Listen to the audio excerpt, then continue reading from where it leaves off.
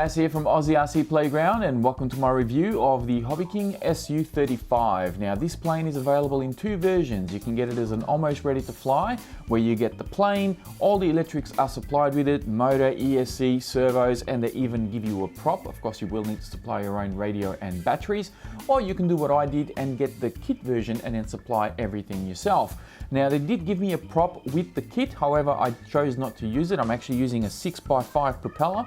I've got the Hobbyking Fun Fighter motor in here, which is out of my crashed Spitfire. The motor also lived in my Bonsai for some time, and I've since retired that plane and now the motor lives here. For an ESC, I'm using a Durafly 40 amp ESC, and this setup allows me to run both on 3S and 4S. Batteries I was using these ones here for a 3S, a 2200 heavy duty or a 2200 multi-star, both of which are more than capable to run this plane. For 4S, I had a couple of variations. I had this 1400 milliamp multi-star pack, which I think is a 65C from memory. I can't even see where it says it here. Yeah, 65C discharge.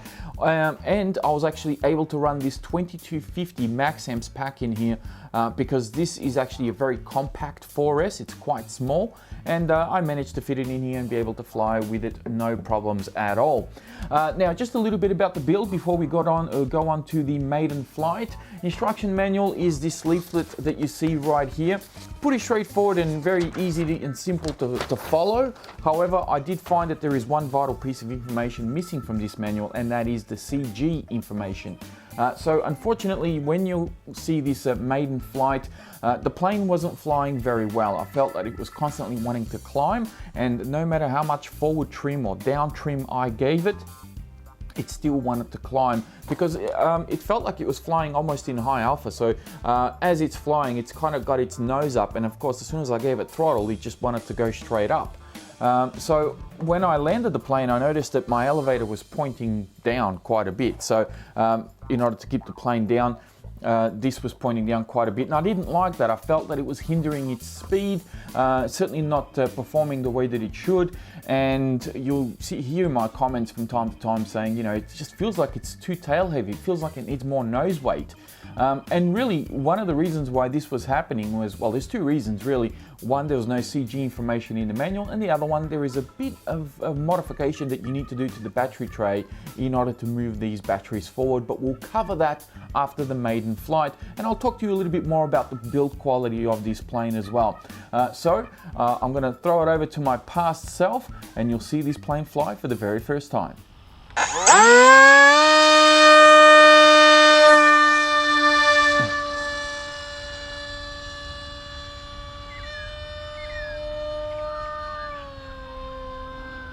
Wow, loud, obnoxious thing. All right, it needs some down trim. I'm cruising at about half throttle. I hope my battery is not in the wrong spot, because there's really not a lot of places where you can fit that battery. There's only really one place. All right, still wants to go up, so needs more down trim. I think my battery might be too far down, too far back. Alright, let's see if we can bring it down low a bit. Still wants to climb. Yeah, my battery is definitely in the wrong spot, I think. It's flying a little tail heavy. Now, this is going okay on 3S. I am curious to see what it's going to go like on 4S.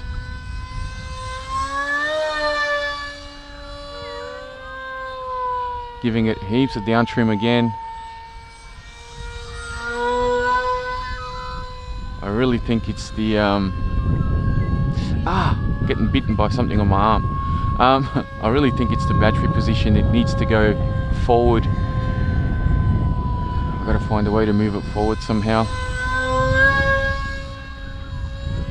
Man, this thing is loud. The harmonics of those intakes definitely make it louder than your standard pusher prop type of plane.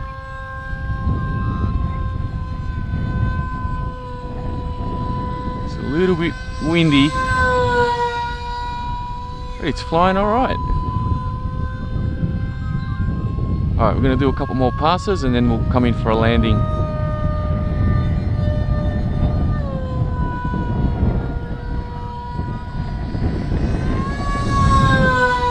Wind's really picking up now. Alright, dropping back speed. Just cut the throttle. Oh, that was so easy.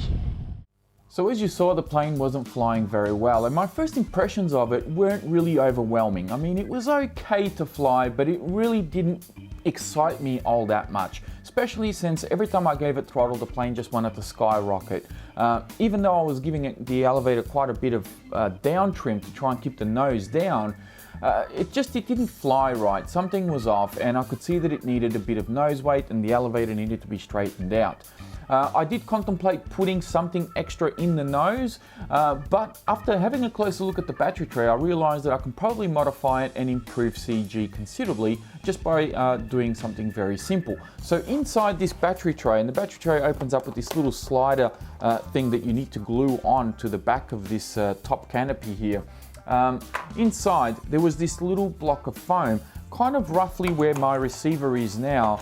So my receiver is kind of just here, and that is where the piece of foam was. And of course I'll give you guys a bit of a close-up of what it used to look like so that you can see exactly what I mean. Now there's no information in the manual telling me that I needed to remove this little cross piece of foam that's there. And to be honest, it's quite useless. There's no reason why it even should be there. It's not supporting anything, and thankfully I didn't actually glue it to the plane, so I didn't put any glue on this when I put everything together. And I was able to just slice it off, and this allowed me to move my battery all the way forward. And then I went back, I did a couple of test flights and just kept moving the battery more and more forward in that canopy or in the battery tray, and to the point now when I put my batteries in, if I can get my 2200 here, I basically put it hard up against the wall here and move it all the way forward, and then I can slide my my battery in like that, and it just sits in there like so. And then of course I plug it in and make sure that I can you know, put the canopy on with the cables and all that. So highly recommend you remove that piece of foam and get your CG right. Now if you're wondering where the CG is, at least for me, both flying on 3S and 4S, where the wings join here, so where your line joint is here, from the very edge of that joint, you measure back about 80 to 90 mil, and that should give you the right CG for this plane, at least for the type of setup that I have. My ESC is kind of to the back half of the battery area. I'm running only a small little motor in this, and of course, as I said, I'm running a 6x5 propeller. So that seems to be, you know, 80 to 90 mil. That's roughly where you want your CG to be. And it works perfectly fine now. I'm actually really enjoying flying this plane. So now I'm going to show you another flight with the plane and the CG fixed up, so you can get a better idea of how it performs. Now this is only on 3S, not 4S just yet.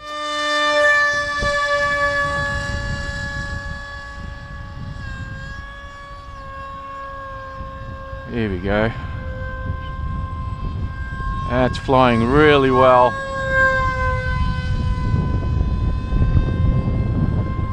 Very nice. Still likes a little bit of down trim though, but other than that, it flies very, very well this way. A little bit is okay. A little bit of down trim is okay. It's when the way I had it before, it was ridiculous how much down trim you needed. And I think that hindered its speed as well. Alright, let's go for a bit of a fast pass here. 3S, roll. Let's do a loop. All the way. Come on. There we go. Didn't think it was going to make it then. Bit of a tight turn around the bend. A roll.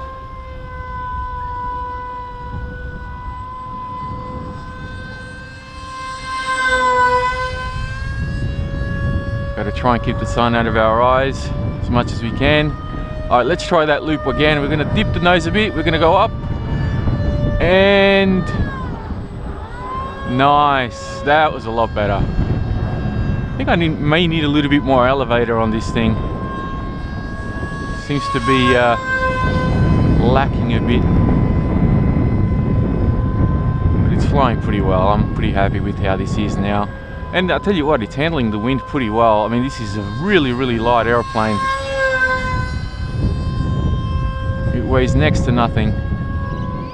This is looking good. I mean, I'm liking it.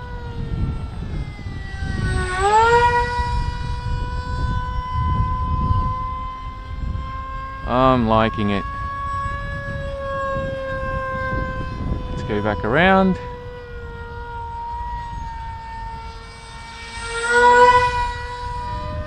Alright, let's try another loop on high rates. Oh, here we go, a little bit more authority now. Such a floaty plane too. Really, really cool. Alright, let's bring her in. We're going to cut throttle right there.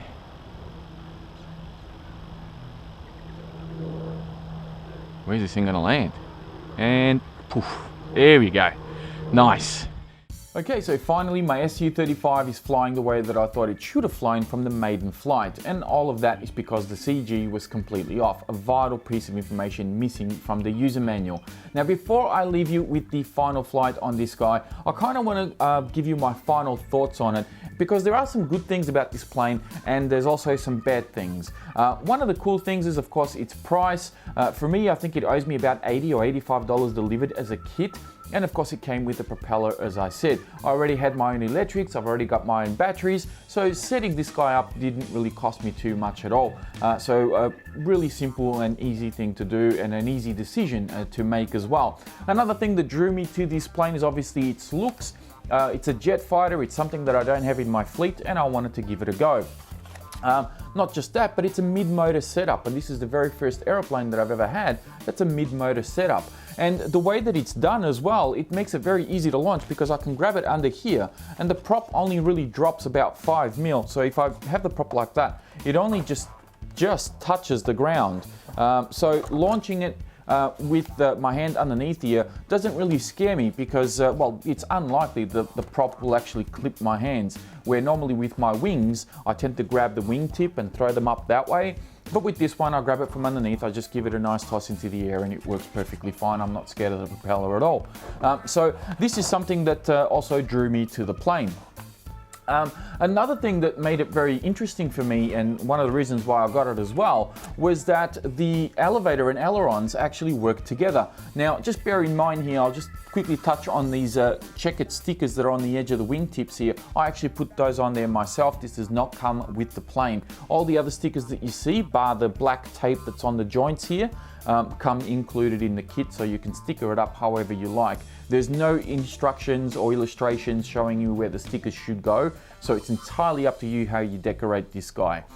So as you can see, there's a rod that goes all the way from the elevator to the aileron, and then from the aileron to the servo. So this is set up exactly like a normal wing is, but both your aileron and elevator work together simultaneously. So a really, really interesting setup, and as you probably have seen by now, it makes it for quite a unique looking plane, a unique flying plane, and without a doubt, one of the loudest planes I've ever heard, especially for a pusher prop like this. And I think a lot of it has to do with the fact that you've got these vents that go all the way through and all the way to the back.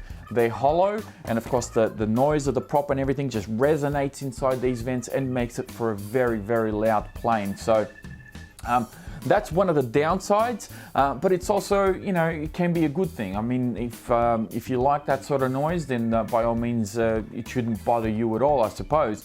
But if you're in a bit of a noise sensitive area, then something like this, you need to be careful because it's quite loud. It's a lot louder than your standard wings that are out there. Now, some of the negatives on this plane, the finishes on it really let it down quite a bit. I know that it's a cheap plane, but they could have done a little bit better in the finishes. I mean, you have to glue everything together. Nothing comes pre-assembled. So they've obviously saved quite a lot of money there. Just having the joints and everything else just finish a little bit flush and just close off a little bit better, that would have been nice to see. That's something that really lets this plane down quite a bit. Another thing, of course, is this motor mount back here. There's no way that I can service this motor. So essentially, there's a plastic mount that the motor goes onto, and then that glues to the actual fuselage that you see here. and there's no way for me to access it now. The only way I can really get to that motor, should it burn out or fail in any way, is for me to sort of butcher the foam and get that plastic motor mount out. So it would have been nice if they'd made this somewhat serviceable. Similar story goes with the servos. The servos are kind of buried all the way into this foam bit here, but you can sort of cut that out a little bit, and you can make it work if you need to replace the servo. So my suggestion is make sure you get some good motors and good servos that you know are not going to fail on you anytime soon, because you don't really want to be carving this thing up to access those components. And of course, one of the negative things about this as well is that it is quite loud. So this may be a negative for some people out there. No CG information in the manual, and nothing about removing that little piece of foam in the battery tray. Vital pieces of information that would have definitely been useful here. Also, I would have preferred to see a little bit better cooling for the ESC and the battery. There's only one tiny little hole kind of hidden underneath here, which I've kind of widened it out with an X-Acto knife. Yeah, there's not a lot of ventilation going into this thing. All that being said, it actually runs pretty cool. I mean, I've got a 40 amp ESC. I think the most I'm pulling in amps with this setup is about 35, 37 amps, somewhere around there. Kind of fluctuates around. So I knew that when I tested it, this setup was going to be okay, and sure enough it is. But there's just not a lot of ventilation going in there.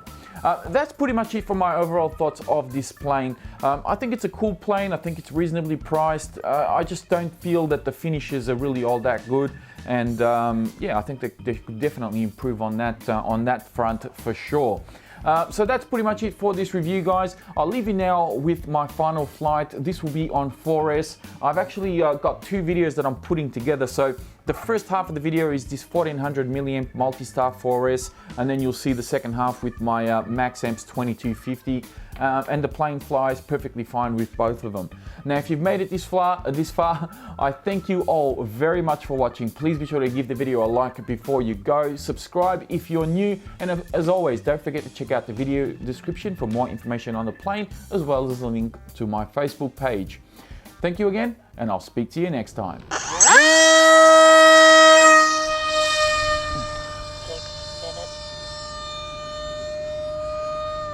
I had one quick 1 minute flight before I did this, just to trim it out, make sure everything's working well. I got that 1400 milliamp all the way forward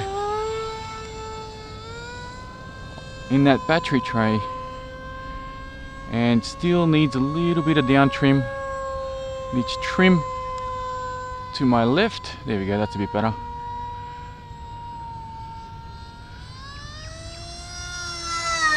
And you can see under throttle, still wants to climb. Quite amazing how much nose weight it needs, and down trim. That's better. Flick it over to mid rates. So it's on mid rates now.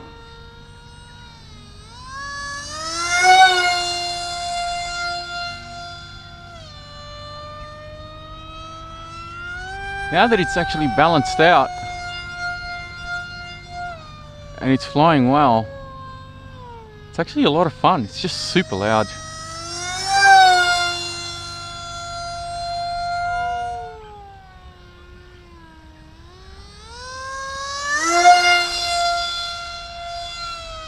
Mid-rate roll's actually pretty good.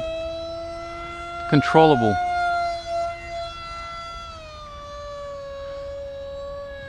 It's actually fun to fly.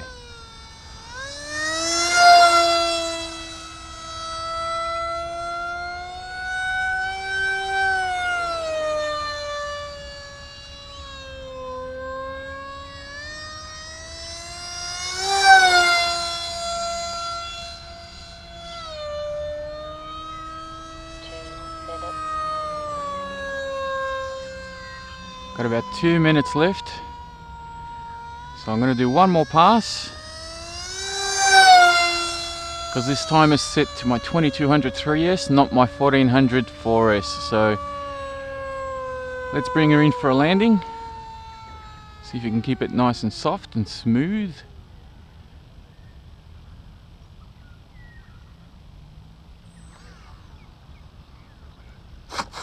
Perfect. So now I'm running a 2250 max amps 4S.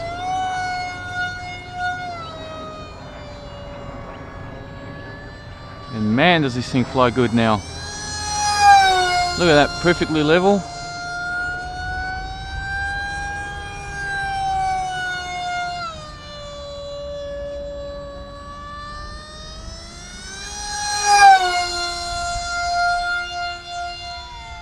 Alright, slow it down.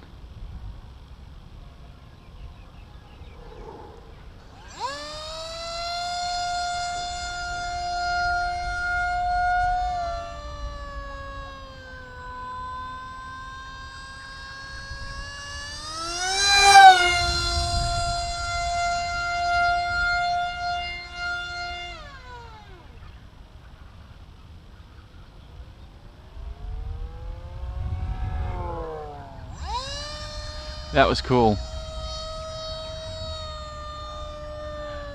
The more I fly this plane, the more I tune it, the more I like it. The only thing I don't like is the sound. It's super loud, super annoying. But quite a lot of fun. Now I will say that if you want to fly inverted, you are going to need to push up quite a bit.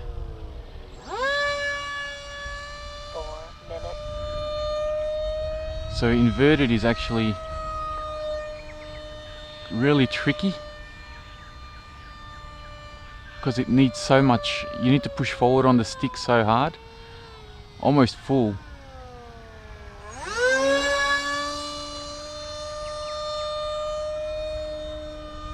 But everyone's setup's going to be different, so you may not have that issue unless you get the stock one, and I don't know, maybe that'll work okay.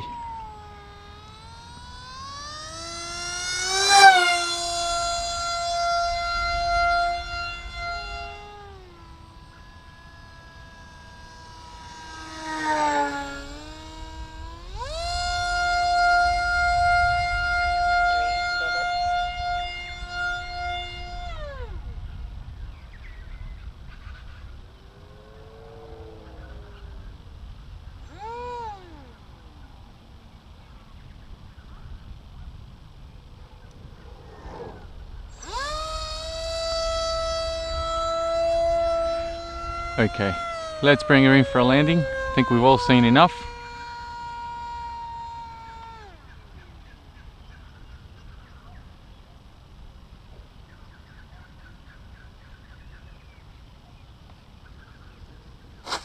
Full up elevator, and it comes in and lands like that beautifully. Very, very nice. I'm starting to like this plane more and more now. Thanks for watching. Catch you next time.